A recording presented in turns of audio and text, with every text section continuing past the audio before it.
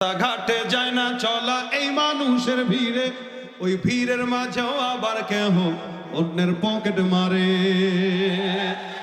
তাকেও যদি মানুষ বলো আমার বলার কিছুই নাই, তাকেও যদি মানুষ বলো আমার বলার কিছুই নাই।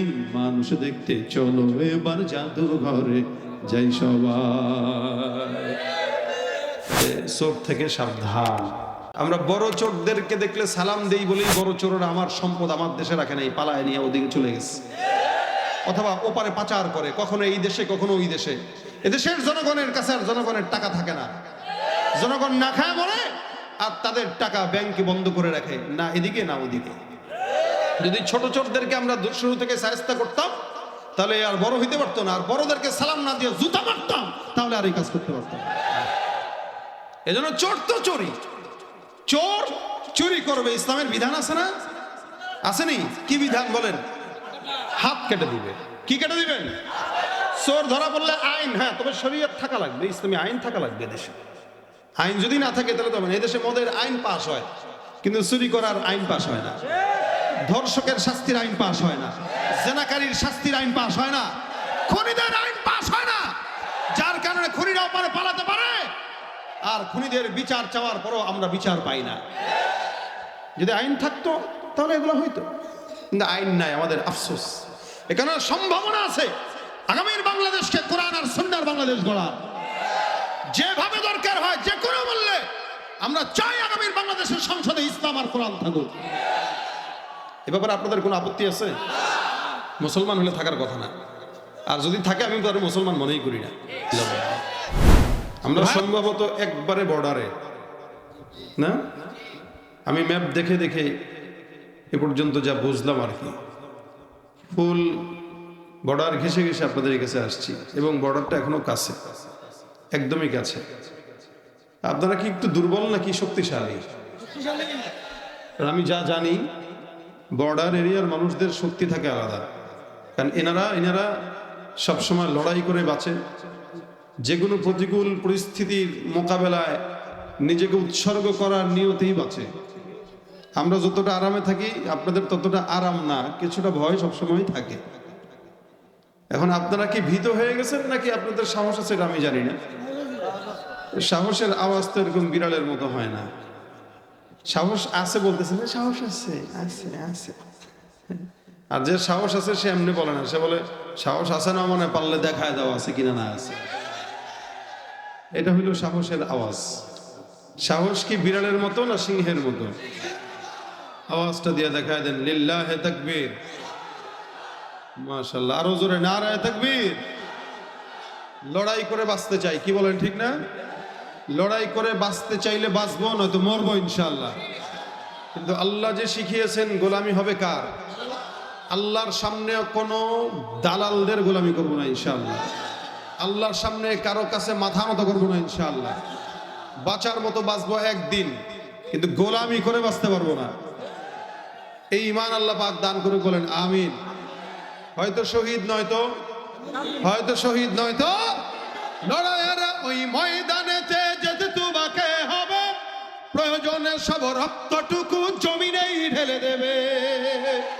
লড়াইয়ের ওই ময়দানেতে যেতে তোমাকে হবে, প্রয়োজনে সব রক্তটুকু জমিনেই ঢেলে দেবে। তবুও তোমায় লড়তেই হবে, মানবে না পরাজয়। তবুও তোমায় লড়তেই হবে, মানবে না পরাজয়। বিপ্লব মানে জীবন দেয়া বসে থাকা নয়, করো যদি ভয়। বিপ্লব মানে জীবন দেয়া বসে থাকা নয়, সে কোনদিন আসবে বিজয় রক্ত আর জীবনের বিনিময়। ঠিক কিনা? আসবে বিজয় রক্ত আর জীবনের বিনিময়। বিপ্লব মানে জীবন দেয়া, সে কোনদিন আসবে না রে, করো যদি ভয়। বিপ্লব মানে জীবন দেয়া বসে থাকা নয়, সে কোনদিন আসবে না রে। ধর্মকে আজ পুঁজি করিয়া গাল ভরা বলে দিয়ে, কত যে সুফি খুশিতে মাতাল হাদিয়া তোহফা পেয়ে।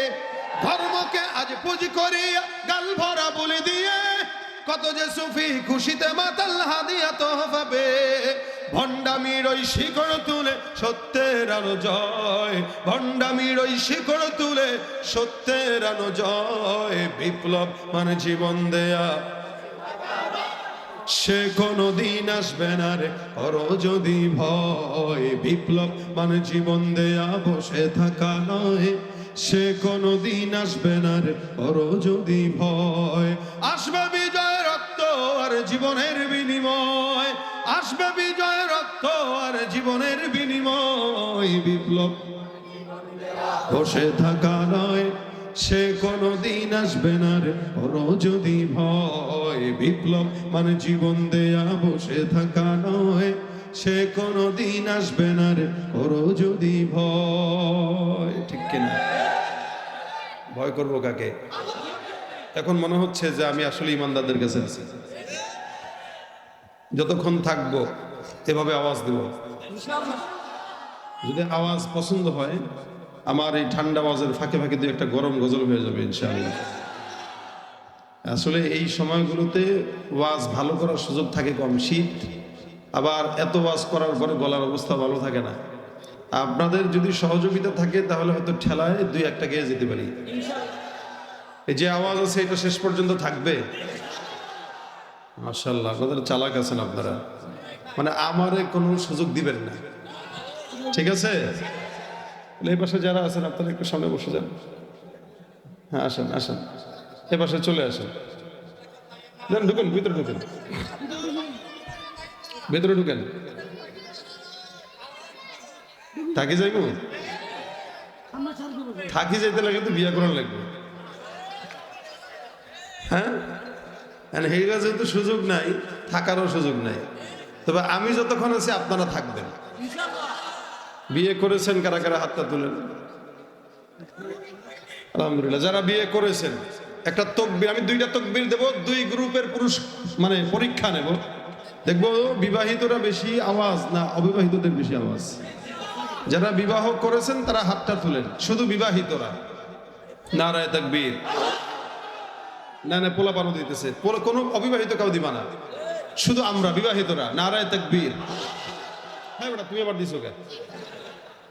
একদম জবান বন্ধ, চুপ। বাপে দেয় না, বাপের কাজা সে আদায় করে আর কি। শুধু বিবাহিতরা আবার নারায়ে তাকবীর। এবার অবিবাহিতরা হাত তুলো, অবিবাহিত মানে বউ নাই যাদের, এরা হাত তুলো। এ কয়জন? এত অল্প আওয়াজ, তাহলে এদের হবে না আজকে আর, মনে হয় হবে। একটু কাশি দেও দেখি, আমাদের চেয়ে বেশি হবে না কম হবে? নারায়ে তাকবীর, নারায়ে তাকবীর। আল কোরআনের আলো ঘরে ঘরে জালো, আমার নেতা তোমার নেতা, লিল্লাহে তাকবীর। মাশাআল্লাহ আওয়াজ গেছে ওপারে, গেছে। হ্যাঁ আল্লাহ পাক আমাদের এই আওয়াজকে কবুল করুক, আমিন। ভাইরা আমার, গোলামি হবে আল্লাহ, আল্লাহ পাকের। আল্লাহ পাক রব্বুল আলামিন এই সবকটা গোটা দুনিয়ার নবীদের মাধ্যমে আমাদের পর্যন্ত পৌঁছাইছেন। লা ইলাহা ইল্লাল্লাহ। আমি আপনাদের সামনে যে আয়াতে কারিমার অংশ বিশেষ তেলাওয়াত করেছি, আপনারা যদি মনে থাকে আপনারা বলতে পারবেন আয়াতের নামটা কি ছিল। মাশাআল্লাহ, তাহলে আপনারা খেয়াল করে শুনছেন। এই আয়াতুল কুরসিতেও আল্লাহ পাক শুরু করেছেন আল্লাহ পাকের সবক দিয়ে। আয়াতুল কুরসি নাম শুনে নাই এরকম কেউ নাই, পারে না থাকতে পারে, নাম শুনে নাই এরকম কেউ নাই। বাকি অনেকে আছেন যারা আয়াতুল কুরসি পারেন না, এরকম আছেন।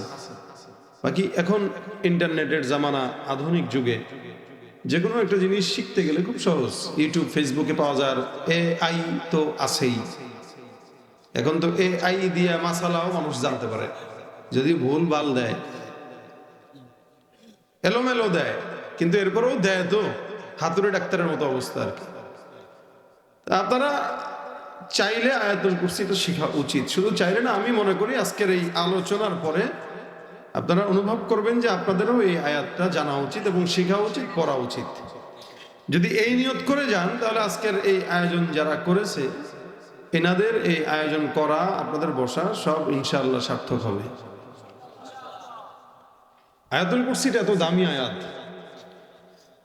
কোরআনে অসংখ্য আয়াত আছে, ৬,৬০০, প্রায় ৬,৫০০-এর বেশি আয়াত। এই ৬,৬০০-র বেশি যে আয়াত আছে, এতগুলো আয়াতের ভিতরে সবচাইতে ফজিলতপূর্ণ আয়াত হচ্ছে আয়াতুল কুরসি। সুবহানাল্লাহ, আওয়াজ দিয়ে বলেন।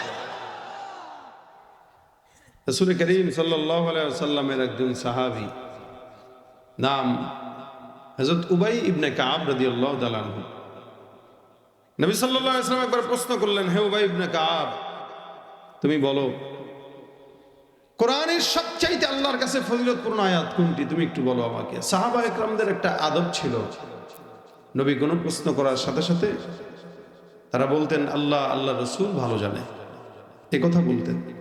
যেহেতু নবী জ্ঞানী সবচেয়ে বেশি, এই জন্য তারা নবীর উপরে কথা বলতেন না। আমাদের সমাজে তো এখন 2 টাকার মানুষ, ঘুষখোর, সুদখোররাও ওলামা একরামদেরকে সাজেস্ট করে কিভাবে কথা বলতে হবে।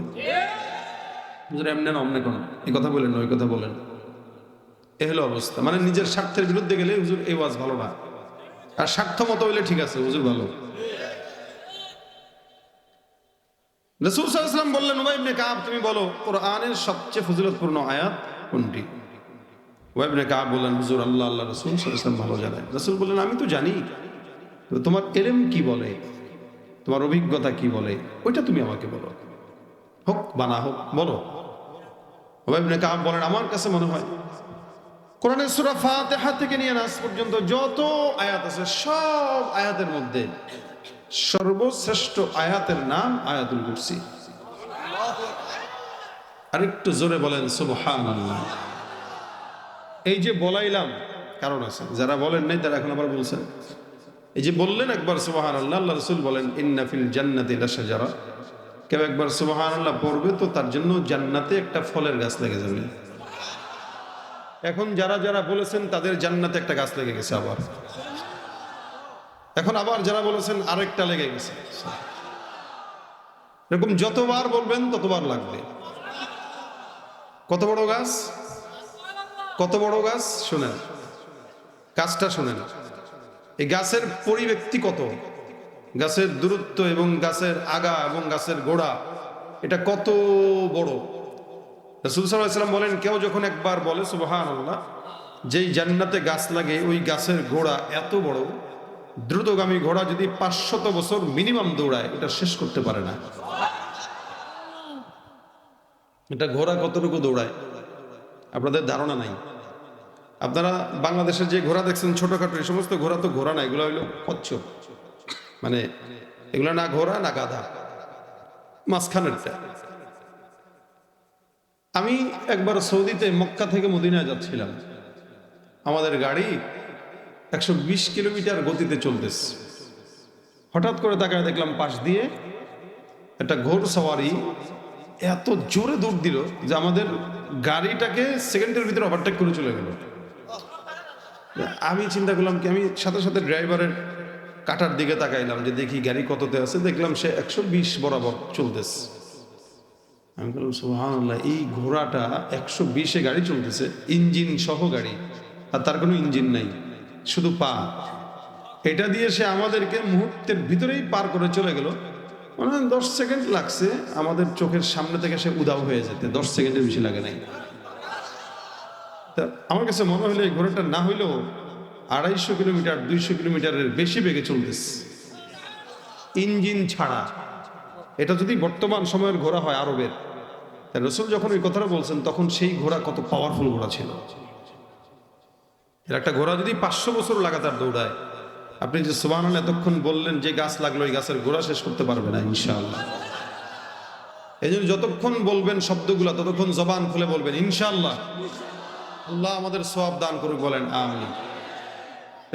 উবাই ইবনে কাব বলতেছেন কোরআনের সবচেয়ে ফজিলতপূর্ণ আয়াতের নাম, এগুলো 1 নম্বর ফজিলত। রাসূল সাল্লাল্লাহু আলাইহি ওয়াসাল্লাম এই কথা বলার পরে তার বুকে একটা থাপড় দিলেন, দিয়ে বললেন, মাশাআল্লাহ, ভালো কথা বলছো, তোমার এলেম বলে তোমার অভিজ্ঞতা আছে, এলমের গভীরতা আছে, আল্লাহর কাছে আসলেই এই আয়াতটাই সবচেয়ে দামি যেটা তুমি বলেছো।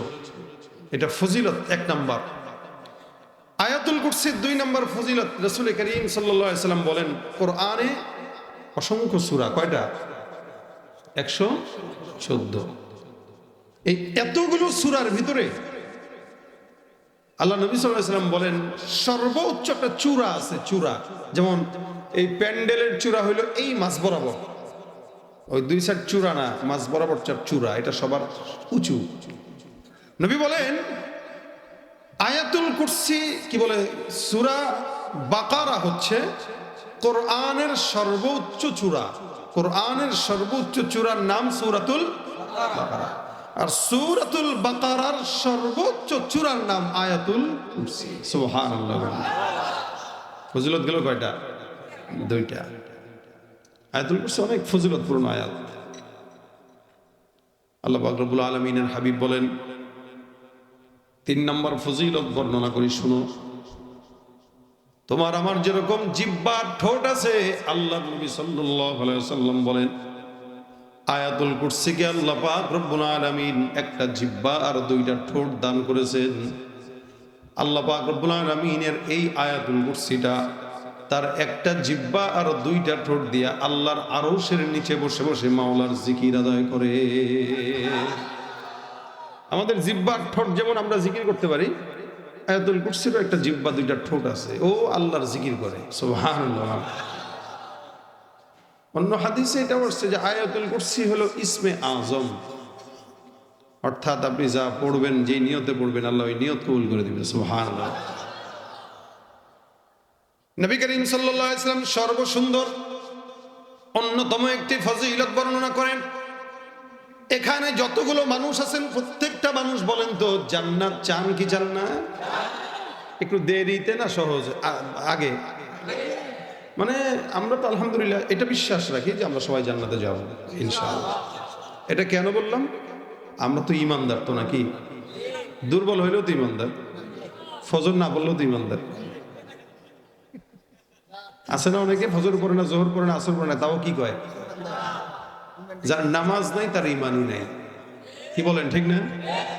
এই জন্য যুবক ভাইদেরকে বলবো, আপনারা যারা মাহফিলের ব্যস্ততায় নামাজ পড়তে পারেন না, এশার নামাজটা পড়ে ফেলেন।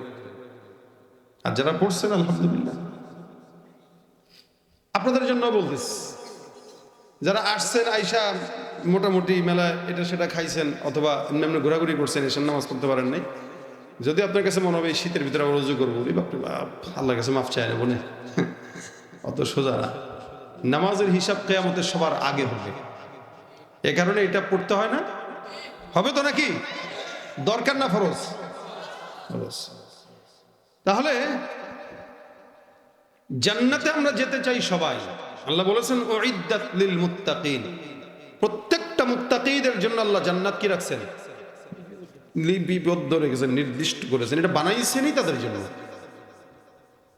ইহুদিদের জন্য জান্নাত রাখা আছে, খ্রিস্টানদের জন্য বরাদ্দ জান্নাত, প্রত্যেকটা বান্দার জন্য একটা করে জান্নাত বরাদ্দ আছে। কিন্তু মুশকিল হলো সে তার জান্নাত আল্লাহর থেকে আদায় করে নিতে পারে নাই।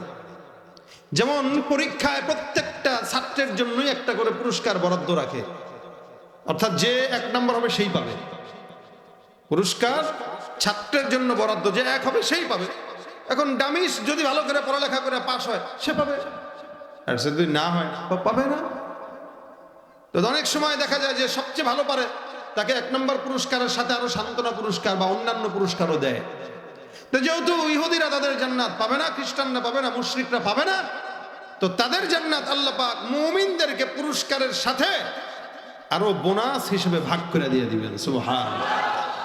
তবে জান্নাত দিবেন ইনশাআল্লাহ আমাদেরকে। আর যেই বান্দারা রাত 12টা পর্যন্ত মাহফিল শুনতে পারে, শীতের ভিতরে ওয়াজ শুনে, আল্লাহর দ্বীনের কথা শুনে, এদেরকে আল্লাহ জান্নাত দিবে না তো কাকে দিবে? ইনশাআল্লাহ আল্লাহ দিবে, ইনশাআল্লাহ। জোর রাখবেন, বলেন ইনশাআল্লাহ দিবে, ইনশাআল্লাহ। আল্লাহ জান্নাতের মাহফিলেও আমাদেরকে এভাবে যেন একত্রিত হয়ে বসার তৌফিক দান করে। আজকের এই প্যান্ডেলে যারা আছে, এই স্টেজে যারা আছে, এই আয়োজনে যারা আছে, আল্লাহ সবাই একসাথে ওই জান্নাতের আয়োজনও কবুল করুক, আমিন। আল্লাহ নবী বলেন জান্নাত যদি পেতে চাও সহজ তরিকায়, আসান তরিকা। জান্নাতে যাওয়ার হাজারো রাস্তা আছে, হাজারো পথ আছে, হাজারো রাস্তা। এক রাস্তা যদি থাকতো তাহলে সবার জন্য কঠিন হয়ে যেত জান্নাতে যাওয়া। যে জান্নাতে যাওয়ার রাস্তা কয়টা, বলে একটাই। একটা রাস্তা হলে তো ভাই কঠিন। এই জন্য নবী হাজারো রাস্তা দিয়েছেন, যার যেভাবে সহজ হয় ওইভাবে যাও, যেভাবে সহজ হয় ওইভাবে যাও। যেমন আপনাদের এই পরশুরামের রাস্তা একটাই, যেখান থেকে আসে এই দিক দিয়ে ফুলগাজী হয়েই আসতে হবে, কারণ এদিকেও বর্ডার ওদিকেও বর্ডার। এই জন্য আমাদের বহুত ঘুরে আসতে হয়েছে। এদিকে যদি তেরসা কোনো রাস্তা থাকতো তাহলে ডাইরেক্ট 14 গ্রাম উঠে যেত রাস্তাটা, ঠিক না? কিন্তু 14 গ্রাম দিয়ে উঠতে পারে নাই বলে আমি বহুত ঘুরে আসছি। রাস্তা একটাই ভাই, এখানেই আসতে হবে, কিছু করার নেই। যা হাজারো রাস্তা থাকতো তখন রাস্তা সহজ হয়।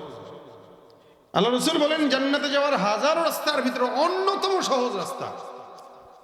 নবী বলেন মান ক্বারা আয়াতুল কুরসি ফি দুবুরি কুল্লি সালাতিন মাকতুবা লাম ইয়ামনাহু মিন দুখুলিল জান্নাতি ইল্লা আইয়ামুত। আমার নবী ডাক দিয়া বলেন, কোন ঈমানদার মুমিন বান্দা যদি 5 ওয়াক্ত নামাজের পরে ফজরের নামাজ, যোহরের নামাজ, আসরের নামাজ, মাগরিবের নামাজ, এশার নামাজের পর আয়াতুল কুরসি পাঠ করে, আল্লাহ নবী বলেন ওই বান্দা 5 ওয়াক্ত নামাজের পর যদি আয়াতুল কুরসি পড়ে, আল্লাহ পাকের ওই বান্দা জান্নাতে প্রবেশ করবে। বান্দার দুনিয়ার জমিন থেকে জান্নাতে ঢোকার জন্য মৃত্যু ছাড়া কেউ তাকে বাধা দিতে পারবে না। কয় ওয়াক্ত নামাজের পর? আমাদের দেশের মসজিদগুলোতে ফজরের নামাজে মুসল্লির দিকে দেখলে মনে হয় না এই দেশে কোনো ইমানদার আছে। আজকে জুমা গেল না, আর জুমার নামাজের কাতারে তাকাইলে মনে হয় না এই দেশে কোনো নাস্তিক আছে। অর্থাৎ জুমার নামাজের লোকের অভাব নাই, আর ফজরের নামাজে লোক খুঁজেও পাওয়া যায়।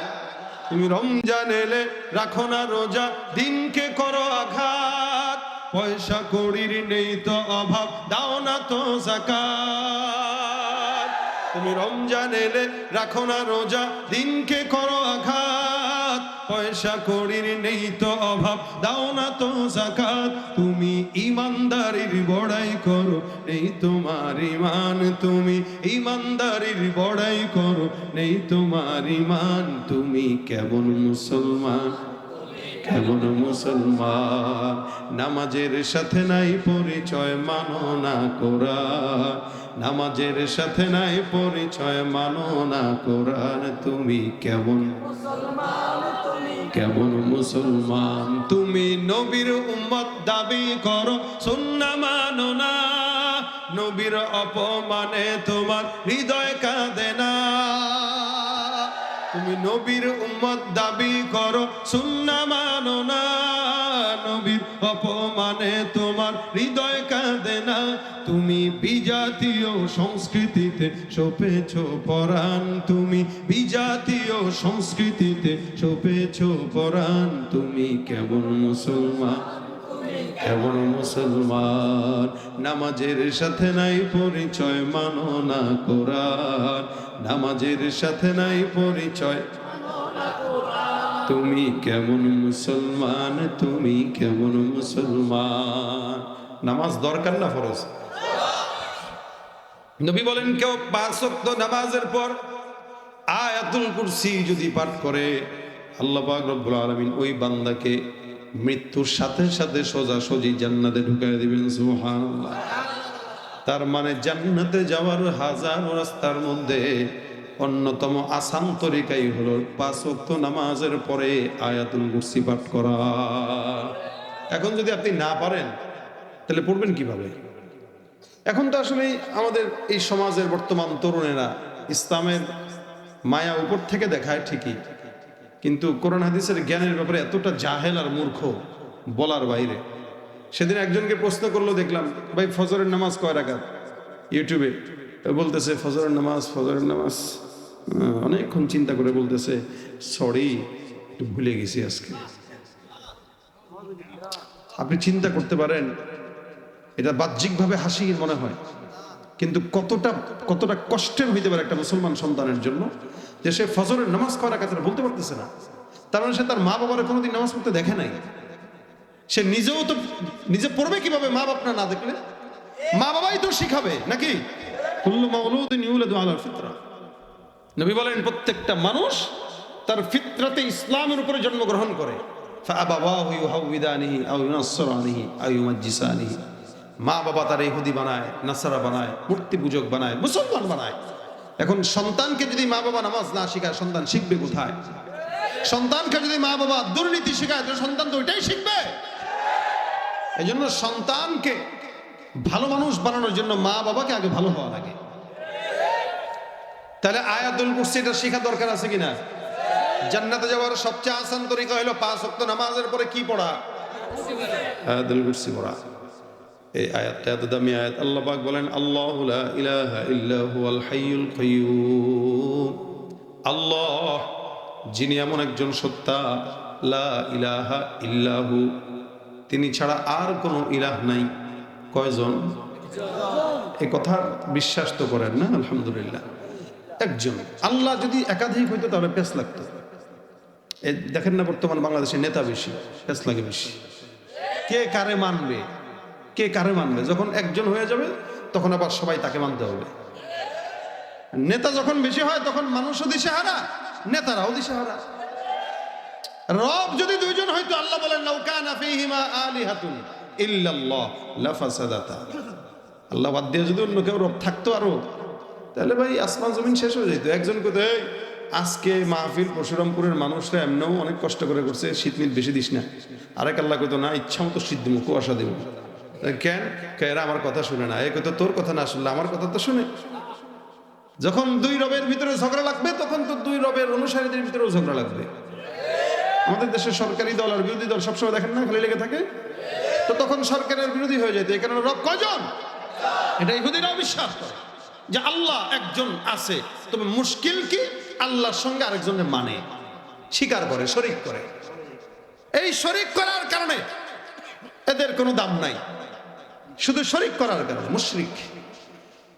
আল্লাহ পাক বলেন, যদি তাদেরকে প্রশ্ন করা হয়, ওয়ালা ইন সাআলতাহুম মান খালাকাস সামাওয়াতি ওয়াল আরদা লায়াকুলুন্না আল্লাহ, যদি প্রশ্ন করা হয় আসমান আর জমিন বানাইলো কে, তারা বলবেন কে বানাইছেন? আল্লাহ। যদি প্রশ্ন করা হয় ওয়ালা ইন সাআলতাহুম মান খালাকাহুম লায়াকুলুন্না আল্লাহ, তাদেরকে কে বানাইলো, এক বাক্যে জবাব দেয়া তারা বলবেন আল্লাহ। তারা আল্লাহকেও মানে, আবার সৃষ্টি সব কিছু আল্লাহ যে বানাইছেন এই কথাও স্বীকার করে, কিন্তু সূর্যের পূজা করে, চন্দ্রের পূজা করে, মূর্তির পূজা করে। কখনো কখনো ইহুদিরা বলে ওয়াকালাতিল ইয়াহুদু উযাইরুন ইবনুল্লাহ ওয়াকালাতিন নাসারাল মাসীহ ইবনুল্লাহ। ইহুদিরা বলে উযাইর আলাইহিস সালাতু ওয়াস সালাম নামে একজন পয়গম্বর ছিল যিনি আল্লাহর সন্তান। নাউযুবিল্লাহ। হযরত উযাইরকে কার সন্তান বলে? আল্লাহর নাকি সন্তান আছে। আবার নাসারা বলে ওয়াকালাতিন নাসারাল মাসীহ ইবনুল্লাহ। ইহুদিরা বলে একটা, নাসারা বলে ঈসা আল্লাহর সন্তান।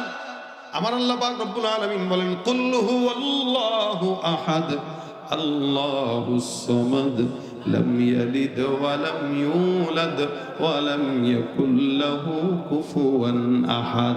আমার আল্লাহ এমন একজন রব যিনি কারো থেকে জন্ম নেয় নাই, কাউকে জন্ম দেও নাই, ঠিক কিনা? কয়জন? আমার আল্লাহ পাক রব্বুল আলামিন একজনই সারা দুনিয়ার মানুষের কথা শোনা সম্ভব না? অসম্ভব। একজনই সারা দুনিয়ার মানুষের কথা শোনা সম্ভব। আল্লাহ পাক রব্বুল আলামিন বলেন, তুমি আমার কাছে চাও সারা দুনিয়ার মানুষ, উদউনি আস্তাজিব লাকুম। এই কোটি কোটি কোটি কোটি ইমানদার বান্দারাও যদি আমার কাছে চাও, আমি আল্লাহ পাক রব্বুল আলামিন একা আল্লাহ তোমাদের সবার চাহিদা পূরণ করার জন্যই যথেষ্ট। সুবহানাল্লাহ। ভাইরা আমার, আল্লাহ পাক রব্বুল আলামিন এই কারণে শুরুতেই স্বীকারোক্তি দিয়েছি। আল্লাহ নবী বলেন, চোর তো ছেড়ে দিলা, কিন্তু মনে রাখবা আজকে রাত্রেও চোর আবার তোমার ঘরে চুরি করার জন্য আসবে।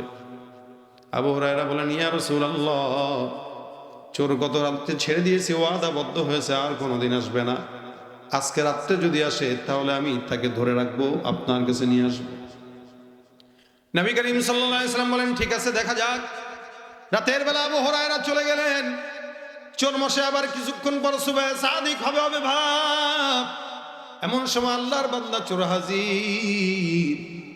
আবু হুরায়রা রাদিয়াল্লাহু তাআলা তাকে জাপটি দিয়ে ধরলেন। ধরার পরে ডাক দিয়ে বলে, কি ব্যাপার চোর? গত রাত্রে না তোরে ওয়াদাবদ্ধ করাইছি তুই চুরি নাকি আর চুরি করার জন্য আসবি না, আজকে কেন আবার আসলি? চোর মশাই কয়, গত রাত্রে চুরি করার জন্য আসছিলাম, কিন্তু লাভ তো হয় নাই, খাইতে তো পারি নাই, ধরতে তো পারি নাই। কাজ আদায় করার জন্য আসছিলাম, ভাবছিলাম তুমি মনে হয় ধরতে পারবা না। তবে আল্লাহর কসম করে বলছি, এটাই আমার জিন্দগির শেষ, আর কোনোদিন তোমার ঘরে চুরি করার জন্য ঢুকবো না। মনে রাখবেন, চোর যে হাজারো বার চুরি করার পর ধরা খাওয়ার পরে বলে এটাই শেষ, এটাই শুরু, আর জীবনে চুরি করবো না, কিন্তু করে কিনা? চোরের আদতই হইল হাজার বার মাফ চাইলেও হাজার বার করবে। যেদিন ধরা খাবে ওই দিন করবে এটাই শেষ, আর জীবনে করবো না। আমাদের একটা দোষ আছে, আমরা ছোট ছোট চোর দেখলে এদেরকে মারতে মারতে আত্মরা বানায় ফেলি, কিন্তু বড় বড় রাঘব বোয়াল চোরদেরকে দেখলে সালাম দেই। রাগ করেন না কথাটা বলাতে। আমরা বড় চোরদেরকে দেখলে সালাম দেই বলেই বড় চোররা আমার সম্পদ আমার দেশে রাখে নাই, পালায় নিয়ে ওদিকে চলে গেছে, অথবা ওপারে পাচার করে, কখনো এই দেশে কখনো ওই দেশে। এদেশের জনগণের কাছে আর জনগণের টাকা থাকে না, জনগণ না খায় মরে, আর তাদের টাকা ব্যাংকে বন্ধ করে রাখে, না এদিকে না ওদিকে। যদি ছোট চোরদেরকে আমরা শুরু থেকে শায়েস্তা করতাম তাহলে আর বড় হইতে পারতো না, আর বড়দেরকে সালাম না দিয়ে জুতা মারতাম তাহলে আর এই কাজ করতে পারতাম। এজন্য চোর তো চোরই, চোর চুরি করবে, ইসলামের বিধান আছে না? আসেনি? কি বিধান বলেন? হাত কেটে দিবে। কি কেটে দিবেন? চোর ধরা পড়লে আইন, হ্যাঁ, তবে শরীয়ত থাকা লাগবে, ইসলামী আইন থাকা লাগবে দেশে। আইন যদি না থাকে তাহলে তো এই দেশে মদের আইন পাস হয়, কিন্তু চুরি করার আইন পাস হয় না, ধর্ষকের শাস্তির আইন পাস হয় না, জেনাকারীর শাস্তির আইন পাস হয় না, খুনিদের আইন পাস হয় না, যার কারণে খুনিরাও পারে পালাতে পারে, আর খুনিদের বিচার চাওয়ার পরও আমরা বিচার পাই না। যদি আইন থাকতো তাহলে এগুলো হইতো, কিন্তু আইন নাই, আমাদের আফসোস। এখানে সম্ভাবনা আছে আগামীর বাংলাদেশকে কোরআন আর সুন্নাহর বাংলাদেশ গড়ার, যেভাবে দরকার হয় যে কোনো মূল্যে আমরা চাই আগামীর বাংলাদেশের সংসদে ইসলাম আর কোরআন থাকুক। এ ব্যাপারে আপনাদের কোনো আপত্তি আছে? মুসলমান হলে থাকার কথা না, আর যদি থাকে আমি তো আর মুসলমান মনেই করি না। তো ভাইরা আমার, রাসূল করিম সাল্লাল্লাহু আলাইহি ওয়াসাল্লামের সাহাবী আবু হুরায়রা, উনি চোরকে ধরলেন, ধরার পরে বলতেছেন, কিরে ভাই, তুই না গতকাল ওয়াদা করলি? ভাই ভুল হয়ে গেছে। বলে একবার হয়, দুইবার হয়, কান্নাকাটি শুরু করে দিয়েছে, মা মাফ করে দাও, আল্লাহর কসম আর জিন্দেগিতে আসবো না। এত কান্নাকাটি শুরু করছে, আবু হুরায়রার মায়া লেগে গেছে। সাহাবী তো, ওনার দিলের ভিতরে দরদ ভরা, মায়া ভরা। তো ছেড়ে দিলেন, চোরও চলে গেল। ফজরের নামাজের সময় যখন মসজিদে নববীতে আসছে, তখন রাসূল করিম সাল্লাল্লাহু আলাইহি ওয়াসাল্লাম দেখে বলতেছেন, কই খালি হাতে আসলো? হুজুর, খালি হাতে আসছি এই কারণে, গতকাল চোরটা এমন ভাবে মাফটাপ চাইছে, দিলে মায়া লেগে গেছে, ছেড়ে দিছি, ওয়াদা করছে আর আসবে না। হুজুর কয় না, তাই না? কি বলে? হ্যাঁ। আমি তো বললাম সে আজকে রাত্রেও আসবে। কদিন হবে? কোন দিকে অবস্থা? রসুল বলছেন, ভাই বন্দুকের গুলি মিস হইতে পারে, নবীর হবে হবে সম্ভাবনা আছে। রসুল বলতেছেন যে আজকে রাত্রেও আসবে। কি বলেন? এইভাবে মা কান্নাকাটি করলো, তওবা টওবা করলো, কসম খাইলো, এরপরও আসবে? আজকে যদি আসে তো বানবো, হ্যাঁ, দড়ি টড়ি নিয়ে মনে করেন তুই আর বানবে। রাতের বেলা নামাজ পড়তেছে, হঠাৎ করে তাকায় দেখে চোর মশাই টিপি টিপি পা দিয়ে নিয়ে আসতেছে, তাকায় এমনি এমনি। আবু হুরায়রা তো এমনি দিচ্ছে, ঠিক আছে দেখি, ঢোক। সুযোগ দিছে ঢুকার জন্য, ঢুকলেই ধরবে। তাকায় দেখে কিছুক্ষণ পর সে আস্তে করে ঢুকে খেজুরের স্তবে হাত দিবে, উনি পিছন থেকে যে এমন ধরছে। 3 দিন লাগাতার তুই আসছস আমার কাছে ঘরে, অনুমতি নিছস? কাইন্নারিল্লাহ, ধরা খেয়ে গেলাম, মাফ করে দাও ভাই। আবারও কয়বার হইলো এটা নিয়ে? আবারও মাফ চাস? তো লজ্জা শরম বলতে কিচ্ছু নাই রে। এই শেষরা এখন কিছু চোর আছে না, মসজিদের জুতা চুরি করে, ধরা খাওয়ার পর যদি বলেন ভাই চুরি করলা জুতা, মুসল্লিগের জুতা একটা বরকত আছে না, নামাজিদের জুতা এখানে ব্যবসায় বরকত হয়। যেমন গুলিস্তানে ঢাকায় গেলে সব মুসল্লিদের পুরান জুতা, সব পুরান জুতা, মানে ভালো জুতা পাওয়া যায় না, সব মুসল্লিদের জুতা পাওয়া যায়। কষাই করে মোটামুটি একদম ভালো করে কালার মালার দিয়ে একদম 150। ও 150 বিক্রি করলো কি 10 টাকা বিক্রি করলো, তো সবই বিনা পুঁজিতে ব্যবসা। ছেঁচড়া চোর কিছু আছে এখানে থাকতে পারে, তবে এখানে না থাকার সম্ভাবনা রেখে আছে, মানে কি হে কি চোর নাকি নিজে আছে কয় আমি কই না থাকুক, এরা কয় আছে। তো পকেটটা সাবধান রাখতে হবে, নয়তো মোবাইল চুরি হয়ে যেতেও পারে। তবে যেই শীত পড়ছে চাদর টাদর ওভারটেক করে পকেটে হাত দেওয়া বহুত বড় চোরের অভিজ্ঞতার ব্যাপার। এত বড় চোর এখানে আসবে না, এখানে সর্বোচ্চ জুতা চুরি করার জন্য আসতে পারে। জুতাগুলো সাবধান রাখেন। কি বলেন, আছে না? রাস্তাঘাটে যায় না চলা এই মানুষের ভিড়ে, ওই ভিড়ের মাঝেও আবার কেহ অন্যের পকেট মারে। তাকেও যদি মানুষ বলো আমার বলার কিছুই নাই, তাকেও যদি মানুষ বলো আমার বলার কিছুই নাই। মানুষ দেখতে চলো এবার জাদুঘরে যাই সবাই। তাহলে চোর থেকে সাবধান। চোর আসছে তৃতীয় দিন, হযরত আবু হুরায়রা ধরছেন, ধইরা বলতেছেন আজকে কোনো প্রকার কথা চলবে না, চুপচাপ বসে থাকবি। কারণ কথা বললে মায়া লাগে, মাফটাফ চায় কেমনে কেমনে জানি। চোররা দেখবেন ধরা খাইলে এমন ভাবে মুখটুক করে, মনে হবে ও ভাজা মাছ উল্টা খাইতে পারতেছে না, এই জীবনের প্রথম কারো ফান্দে পরে ঢুকছিল, ধরা খেয়ে গেছে, এরকম একটা ভাব। কিন্তু এই চোর তো তিনবার, কয়বার? এখন হযরত আবু হুরায়রা বলতেছেন আজকে পুরান কোনো কথা আর কাজ হবে না, আজকে তোমাকে নবীর কাছে নিবই। চোরও চিন্তা করছে গত 2 দিন যে কথা বলছি, ওই 2 দিন যদি আর 3 দিনও যদি একই কথা বলি তা কেমনে হয়? প্রতিদিন কি এক ওয়াজ চলে? 2 দিন তো এক ওয়াজ করেই দিছে। বাবা খায় না, বাচ্চা খায় না, বিবি খায় না, এ ওয়াজ কি তৃতীয় দিন হলে হবে? এখন ওয়াজ চেঞ্জ করতেছে, কি ওয়াজ করবে? এবার একটু ধান্দা করতেছে। কিছুক্ষণ বসে রয়েছে, বসে বসে বলতেছে, আবু হুরায়রা বলে কি তোমার আমার খুব ভাল লাগছে। আচ্ছা, পামপট্টি মারতেছে মনে করেন, কি বলবি বল। না আমি আসলে তেমন কিছু না, তবে আমার কাছে একটা মন চাইতেছে, আমি কোরআনের সবচেয়ে ফজিলতপূর্ণ একটা আয়াতের আমল আছে, এটা আমি জানি, আমার মন চাইতেছে তোমার এই আয়াতটা শিখাইতে পারলে আমার ভালো লাগবে। এই আমলটা তোমার আমি শিখাইতে পারলে আমার ভালো লাগবে, তুমি কি শিখবে এটা? আবু হুরায়রা বলেন তুই আমারে শিখাবি? তুই তো চুরি করে এগুলো পাস না রে, তুই মানে কি শিখাবি? মনে করেন ভাবসাবটা এরকম, চোরে মনে করতেছে আরে চোর হইলেও ইমান তো ঠিক আছে, আপনি এত ভাত্তা দিলেন না মনে হইলো একবারে। হ্যাঁ, চোর হইলেও তো ইমান ঠিক আছে, কি কন না কন শিখবেন নি আপনি? কন আচ্ছা ক শিখা, শিখাবো, তবে আবার তবে কি, এত সহজে তো না, শিখতে গেলে তো একটু কিছু দিতে হয়। মানে কি দেবো তোরে? কামরা ছেড়ে দিয়ে। ও এতক্ষণ পর তুমি এই কাহিনী মারাইছো না, তোমার ছেড়ে দিলে তুমি শিখাইবা? মারাত্মক শর্ত দিয়ে দিছিস তুই। কি শিখাবি তুই যেন বললি? কোরআনের সর্বোচ্চ ফজিলতপূর্ণ আয়াতের আমল। সুবহানাল্লাহ বিহামদি। ভাই চোর হইলেও কি আছে? এলেম আছে, এলেম মানে শিক্ষিত শয়তান।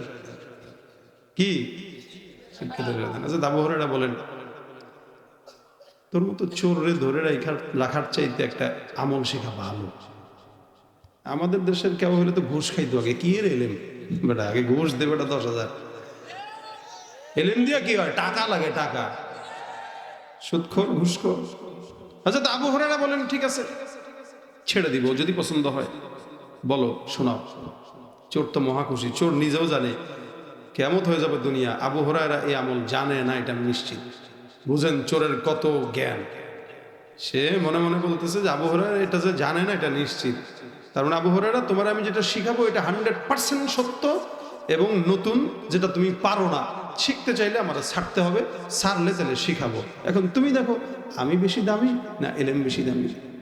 হযরত আবু হুরায়রা এমন একজন সাহাবী ছিল যার কাছে এলেমের দাম ছিল বেশি, আর এলেমের কারণে উনি ঘুরে বেড়াইতেন চতুর্দিকে, ইনকামের আর খাওয়া দাওয়ার সুযোগ ছিল না। হযরত আবু হুরায়রা বলেন ঠিক আছে যাও ছেড়ে দিব, শিখাও, বলো।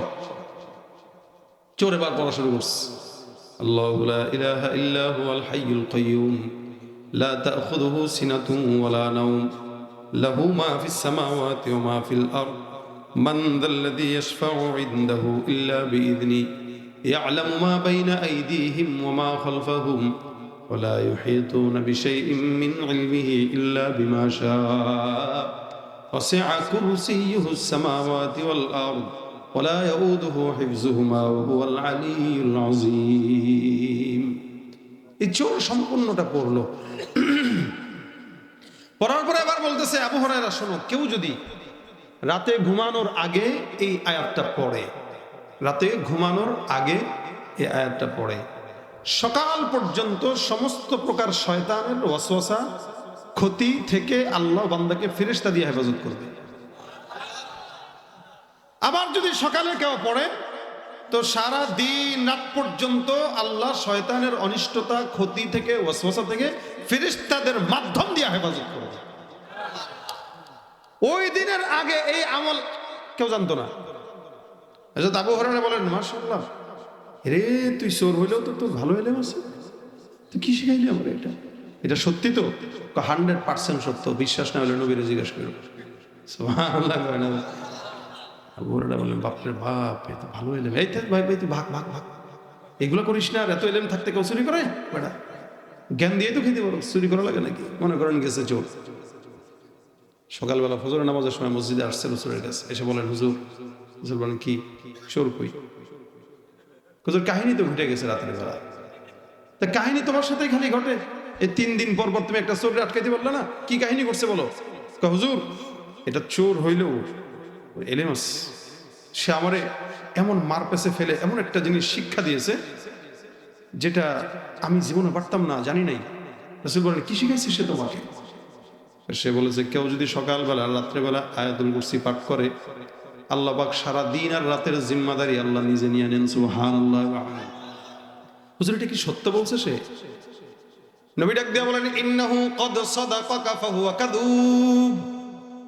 এ আবু হুরায়রা, চোর তোমাকে যা শিখিয়েছে এই জিনিসটা একটু নয়, 100% সত্যর উপরে সত্য। জোরে বলেন সুবহানাল্লাহ। চোর তোমাকে যা শিখিয়েছে, মনে রাখবেন আল্লাহ নবী বলতেছেন, চোর তোমাকে যা শিখাইছে ওটা সত্য।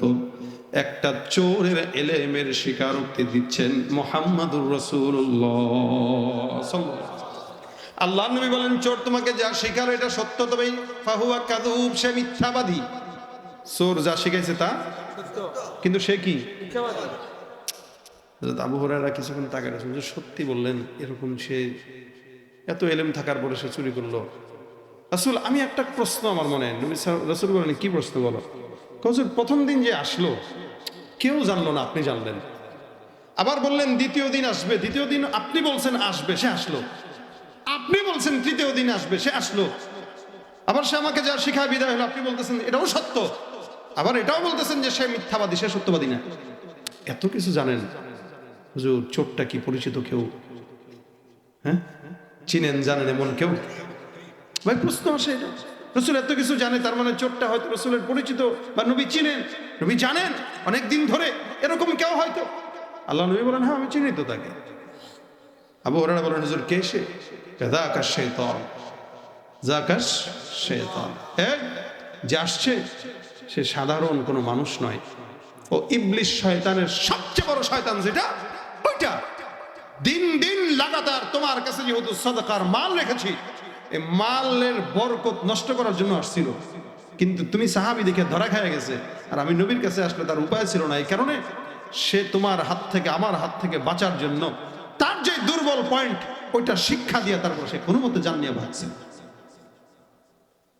আসলে সে কে? সে তোমার থেকে কোনো মতে ভাগছে, ভাগার জন্য শিখাইছে, এমনি শিখায় নাই। তার উদ্দেশ্য খারাপ, কথা সত্য, মতলব খারাপ। কিন্তু চোরের এই কাহিনীর মাধ্যমে আমরা তো একটা আয়াতের আমল জানতে পারলাম। কি বলেন? চোরের এই কাহিনী না ঘটলে হয়তো এই আয়াতের আমল অন্যভাবে আসতো। কিন্তু রাসূল সাল্লাল্লাহু আলাইহি ওয়াসাল্লাম বলতেছেন, এই যে চোরটা, এটা শিক্ষা দিয়ে দিল, যেহেতু চোরও জানে কোন জিনিসটা তার দুর্বল জায়গা, যে তুমি প্রত্যেক দিন আয়াতুল কুরসির আমল যেহেতু পারো না, তাই পড়ো না। আর পড়ো না বলে আমি আসি, এখন থেকে পড়বা। যে পড়বে আমি তার ঘরে ঢুকতে পারবো না। যেই ব্যক্তি আয়াতুল কুরসি পড়ে, আল্লাহ পাক শয়তান দিয়া, ফেরেশতাদেরকে দিয়া ওই শয়তানের রাস্তা বন্ধ করে তার ঘরের ভিতরে বরকত নাজিল করে দেন। সুবহানাল্লাহ। তার মানে এখন থেকে আমরা 5 ওয়াক্ত নামাজের পর 2টা জিনিস আমরা নোট করতে পারি। 1 নাম্বার, কোন বান্দা 5 ওয়াক্ত নামাজের পরে পড়বে তো কোথায় যাবে? জান্নাতে যেতে কেউ বাধা দিতে পারবে? কেউ পারবে না।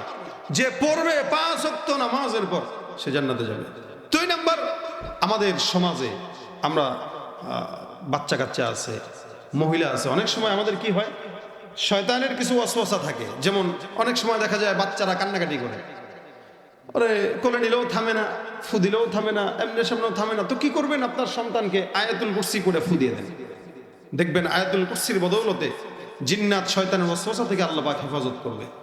এই জন্য ঘরের সম্পদ অনেক সময় রেখে দিয়েছেন, এই সম্পদটা দেখবেন হঠাৎ করে 10,000 টাকা নাই, কে চুরি করলো, ঘরে তো কেউ ঢুকলো না, টাকা গেল কই।